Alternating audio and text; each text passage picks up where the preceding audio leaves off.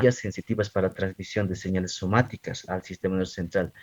Tenemos dos vías, un sistema de la columna dorsal lemniscomedial, se llama así, ¿ya? Este sistema, por ejemplo, en esta imagen podemos ver aquí, si le estimulamos con una pluma en el pie o en el dedo de la mano, esta sensación se llevará, por ejemplo, de la parte periférica a la médula espinal.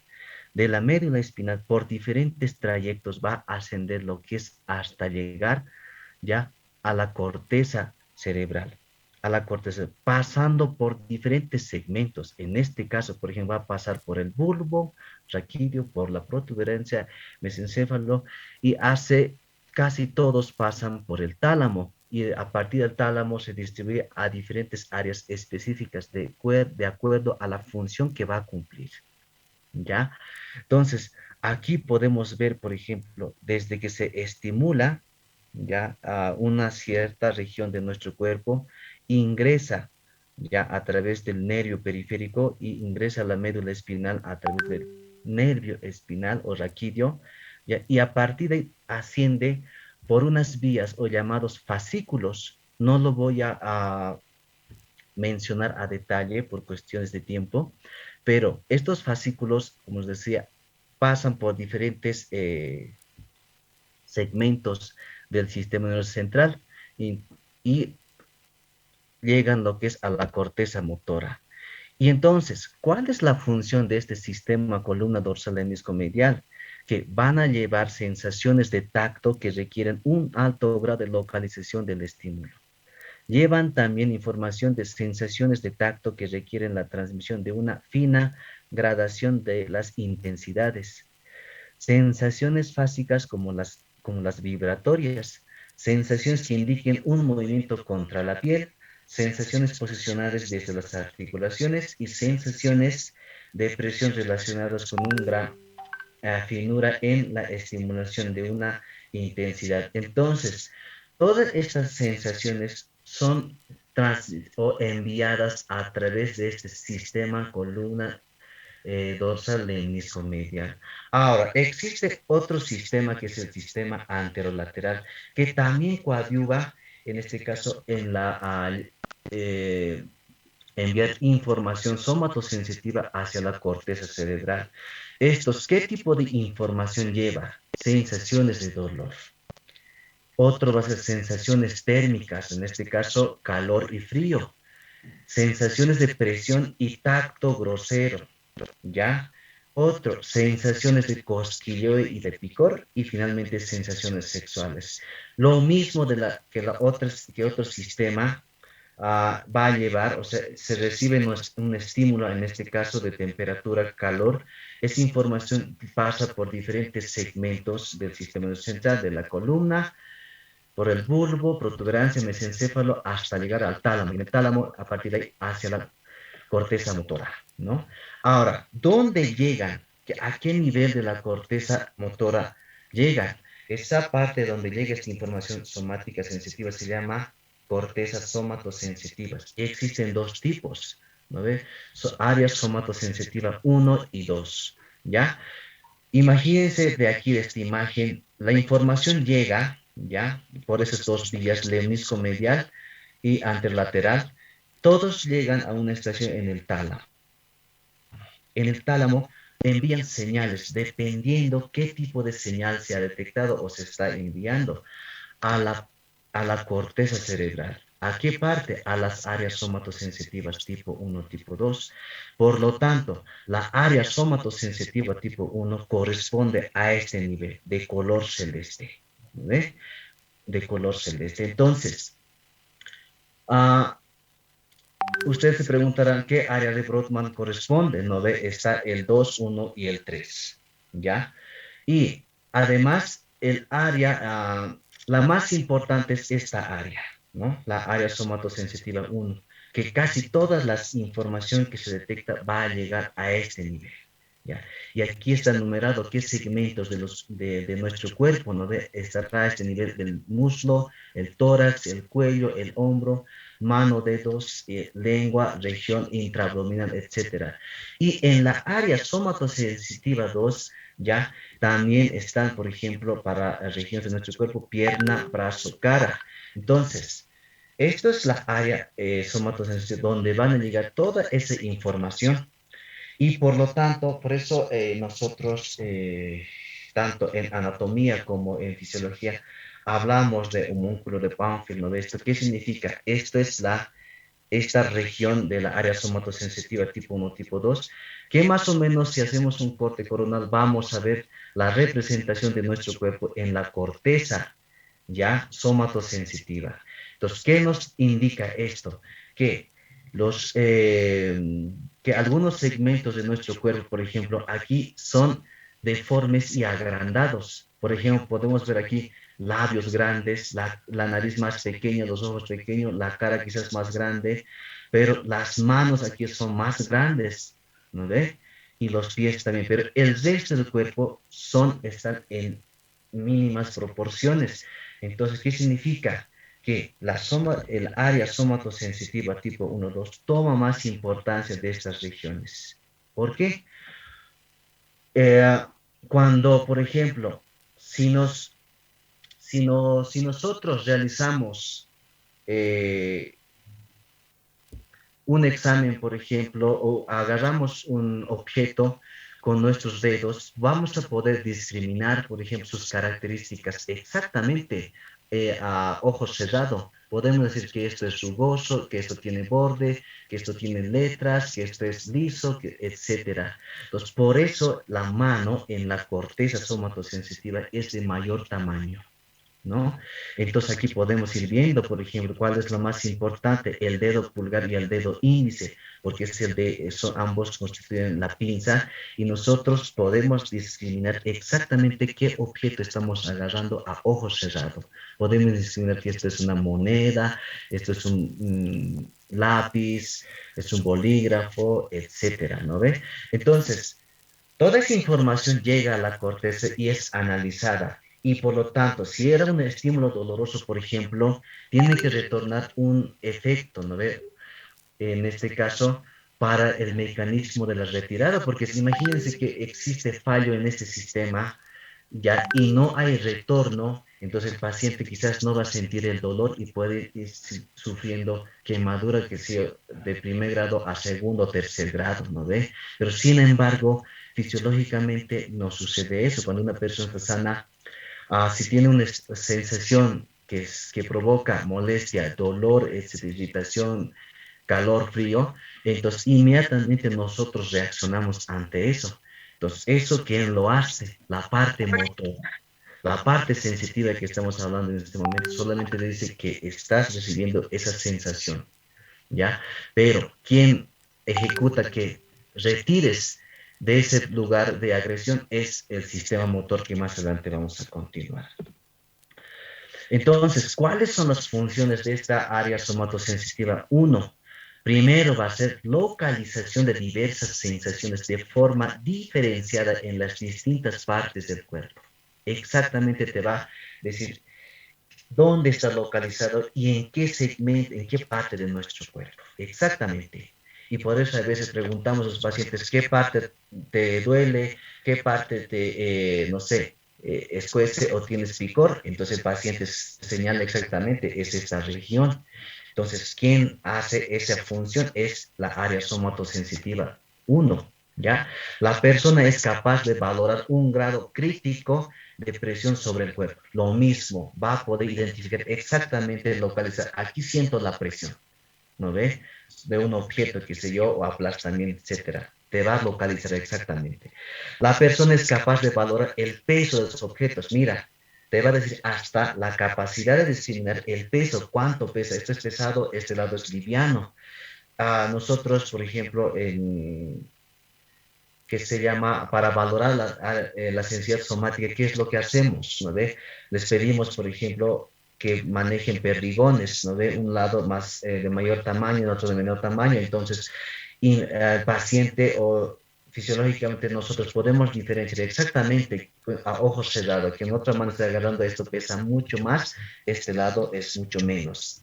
¿ya? Entonces, la capacidad de la corteza cerebral somatosensitiva es bastante diferenciada en estos partes. Entonces, otra función es la persona es capaz de valorar las formas o la configuración de los objetos, lo que les decía, te va a poder decir exactamente si es rugoso, liso, etcétera. La persona es capaz de valorar la textura de los materiales a través de los movimientos de los dedos sobre las superficies. Si le dices al paciente o a la persona que toque diferentes tipos de superficie o de diferentes aspectos ya o características, las superficies, te va a decir exactamente, esta superficie es liso, hasta te puede identificar que esto es de madera, esto es de metal, que esto es de vidrio, que esto es frío, esto es caliente, etcétera. ¿No ves? Entonces, esas son las sensaciones que son detectadas por la área somatosensitiva 1. ¿Ya? Ahora, a eso, imagínense que es una respuesta agresiva, dolor, entonces esto va a hacer que o sea, este trabajo ya hace la corteza motora, la parte motora, ya no la área somatosensitiva o la sensorial, sino que la parte motora. ¿Cómo lo hace? ¿Cómo se divide la parte motora? Se divide en tres. Una corteza motora primaria, una área premotora, una área motora suplementaria, que podemos ver aquí en esta imagen, que también está que representa a las diferentes áreas de Brodmann, ¿no? Entonces podemos ver aquí la área suplementaria, la área motora primaria y la área ya premotora. Entonces, lo mismo. Aquí podemos ver, por ejemplo, esta es la región donde que está ubicado para las piernas, pies, el tronco, los brazos, etcétera, que hemos mencionado para la área. Es similar, pero esta es la parte ya motora, ¿ya? Entonces, a partir de aquí, por ejemplo, van a distribuirse, ya nacen fibras que van a ir lo mismo por sistema nervioso central, por la médula espinal y salen hacia el órgano efector, podríamos mencionar en este caso hacia el músculo. Entonces, aquí lo mismo, tenemos la corteza motora primaria, ¿ya? Y las funciones que cumplen, y la área premotora suplementaria y qué capacidades tiene en estas áreas. La corteza motora primaria, por ejemplo, vamos a mencionar lo mismo que para la área somatosensitiva. También representa, ¿ya? Los órganos o para nuestro cuerpo, ¿no ve? Hay algunos segmentos de nuestro cuerpo o partes de nuestro cuerpo son de mayor proporción. Entonces, ¿qué significa? Que en esta área es mayor la habilidad de responder. ¿No ve? Si mi mano he sentido un dolor, un pinchazo, que es un ejemplo, inmediatamente yo reacciono. ¿No ve? Porque la sensación que se ha transmitido llega a la área somatosensitiva 1, de ahí inmediatamente retorna la respuesta efectora como mecanismo de retirada. A través de eso, de las vías motoras, ¿quién lo determina eso? La corteza motora primaria. ¿Ya? Entonces, ¿cuáles son las vías que transmiten? Tenemos igual dos vías. Uno es la vía córtico-espinal, que es considerada también la vía piramidal, ¿no ve? Esto generalmente, el origen es en la circunvolución frontal ascendente, ¿no? De ahí nace, de ahí las fibras pasan por todas estas fibras convergen a la cápsula interna, pasan por el pie del mesencéfalo, van a pasar por el puente, ya por el bulbo, en este caso por las rodetes piramidales del bulbo, y de ahí se decusan, otras fibras se decusan, otras no se decusan, ya hasta llegar a la asta anterior, lo que es de la médula espinal. Específicamente, si queremos ser más finos, motoneuronas ya alfas y gamma. Y a partir de ahí, a través del nervio espinal, o raquídeo sale hacia el músculo para que pueda hacer su función, en este caso contracción y mecanismo de retirada del lugar donde se ha producido el estímulo. Esta es la vía piramidal. Mañana ustedes ya abordarán, por ejemplo, lesiones de estas vías, ya, y qué manifestación o síndromes se producen. Hoy solamente mencionaremos algunos de ellos. Esta es la vía principal. Existen vías accesorias, ¿no? Que que, que nacen también de las áreas motora primaria, premotora, etcétera, que pero sin embargo hacen sinapsis con otras vías, en este caso vamos a mencionar, por ejemplo, con el núcleo rojo, con el núcleo dentado, ya, con el núcleo putamen, etcétera, para que estos puedan afinar y hacer funciones más específicas, ¿ya? Es bien fácil, por ejemplo, la vía piramidal, ¿qué es lo que hace? Solamente contracción del músculo y retirada, pero también cumple, por ejemplo, cuál es la función de los núcleos basales, o sea, la corteza, las fibras que nacen de la corteza motora, ya, y que se relacionan con los núcleos de los ganglios basales. ¿Para qué se relacionan? Porque nosotros no solamente hacemos retirada, ¿no ve? Inconscientemente o subconscientemente realizamos, por ejemplo, al escribir, no sé, palabras, ¿qué es lo que hacemos? Al mismo tiempo dibujamos las palabras, al mismo tiempo hacemos movimientos de nuestras manos, al mismo tiempo contraen, se relajan los músculos, etcétera. Al mismo tiempo, a veces cambiamos, ¿no ve? El de lápiz, etcétera. Todos esos movimientos ya son bien complicados. Entonces, la parte motora, para que todo salga bien esto, hace sinapsis con estos núcleos basales. Por eso, por ejemplo, si nosotros hablamos función de los núcleos basales, hablamos de putamen, por ejemplo, que te va a decir específicamente que al mismo tiempo que tienes que hacer la letra bien, que la letra minúscula tienes que escribir también en mayúscula, ¿no ve? Pacientes que tienen alteración en estos circuitos accesorios, por ejemplo, si tú le dices, dibujame lo mismo, por ejemplo, la letra A o un reloj, dibujará pues, o sea, no tan una circunferencia exacta del reloj, los números te dibujará, por ejemplo, si es un palito, quizás bien, no te dibujará tal como es, la 2 dibujará como Z o quizás como uno, etcétera, que sus movimientos van a estar totalmente alterados. ¿Qué significa? Que tiene lesión probablemente a estos niveles, ¿no ve? Entonces, eso mañana van a poder abordar exactamente qué lesiones se producen, ¿vale? Les decía entonces, todas estas vías terminan en la médula espinal, en las motoneuronas anteriores, en este caso alfas y gamas, a partir de nace una vía. Entonces, para hacer diagnóstico, por ejemplo, sindromático de problemas neurológicos, podemos agrupar en dos grupos. Una vía que es ya desde la corteza motora ya hasta la médula espinal. A partir de la motoneurona anterior hasta el músculo es otra vía. Son dos vías diferentes. Otros textos de neurología lo clasifican, por ejemplo, lesiones o motoneurona superior, motoneurona inferior, y de acuerdo a eso también podemos agrupar las lesiones, ¿ya? Entonces, la motoneurona inferior, ¿a qué parte corresponde? Desde la motoneurona anterior hasta, qué sé yo, hasta el músculo, que es una vía.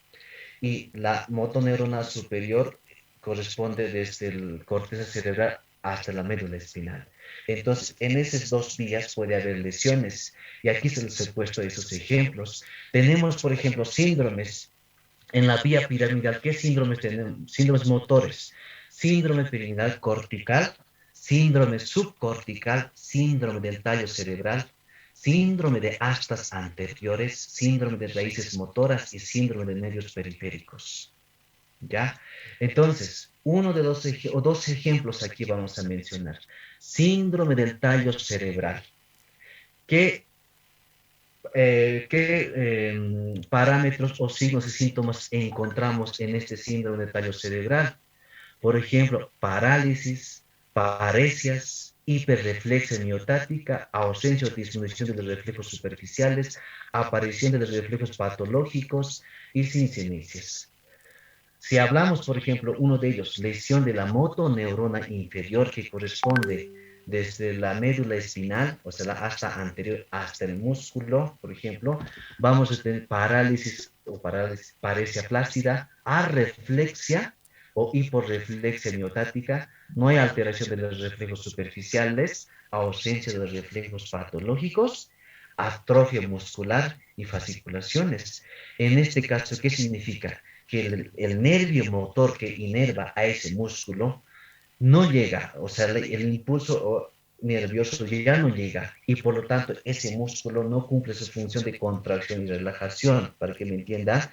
Entonces, por eso, por ejemplo, en este síndrome se va a producir atrofia muscular. Si un paciente, por ejemplo, que está en coma, no hace movimiento de sus músculos, por lo tanto se producirá atrofia, ¿ya? O otro ejemplo, podríamos poner en una fractura, cuando un paciente está enyesado, después de que se retire el yeso, tiene músculos hipotrofiados, ¿no ve? Con fisioterapia van mejorando. Entonces, esos músculos han sufrido atrofia muscular, ¿no ve? Disminución de masa y el volumen del músculo y por lo tanto no es que existe lesión de la motoneural inferior, sino que ese músculo, como no había estímulo, no ha trabajado, ¿no ve? Entonces, por lo tanto, se ha producido la atrofia muscular. Entonces, cada uno de ellos probablemente mañana van a abordar. Síndromes sensitivos. Tenemos síndrome de, talámico de IgR2, síndrome de sección medular, síndrome de hemisección medular, síndrome de cordón posterior, ¿ya? Síndrome de raíces posteriores, síndrome de mononeuropático, polineuropático. Dos ejemplos también vamos a mencionar de estos. En el síndrome de sección medular, ¿qué es lo qué características se presentan? Ausencia de todo tipo de sensibilidad, ¿ya? Por debajo de la lesión, por debajo de la lesión. Parálisis de los movimientos voluntarios, incontinencia esfinteriana, reflejos de masa de Rayleigh. Entonces, aquí podemos mencionar, si hay sección medular por debajo de eso, no hay ausencia de toda sensibilidad, esta información que tenía que viajar hacia la área somatosensitiva 1, que es la área de sensibilidad, no llega esa información. Por lo tanto, el efecto, o sea, no va a retornar a través de la vía motora, no va a retornar. Por eso se produce ausencia de sensibilidad y, por ejemplo, parálisis de los movimientos voluntarios, por ejemplo, ¿ya? Síndrome de raíces posteriores, que este es, por ejemplo, típico, una ciatalgia, ¿no ve? Una ciatalgia, donde el paciente presenta dolor, parestesias, hiperestesia o podría presentar anestesia. A las maniobras de elongación son positivas, por ejemplo, la maniobra de la segue, ¿no ve? Entonces, aquí esto nos va a orientar de que si la maniobra de la segue es positiva, entonces vamos a decir que este paciente tiene un síndrome de raíces posteriores y hay que averiguar por qué se ha producido o por qué se está produciendo o por qué esta maniobra es positiva, ¿no? Bueno, eso es de manera introductoria a la fisiología. Mañana se abordará, como les he indicado, las alteraciones que se producen o las patologías que se producen en estas vías. Si tienen alguna pregunta, estoy presto a responderlos. Caso contrario, muchas gracias.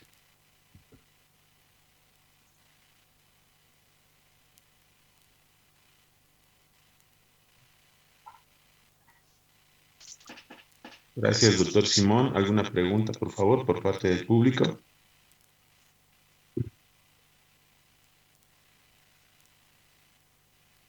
Levanten la mano si alguien quiere hacer alguna consulta.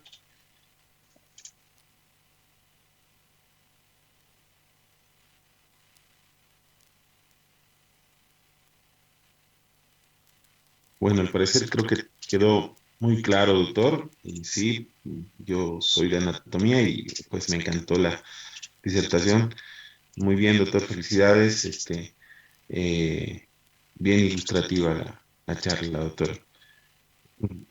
Vamos a pasar a Listo, nuestro muchas siguiente. gracias. Hasta luego. Sí, doctor. Gracias, muchas gracias a usted.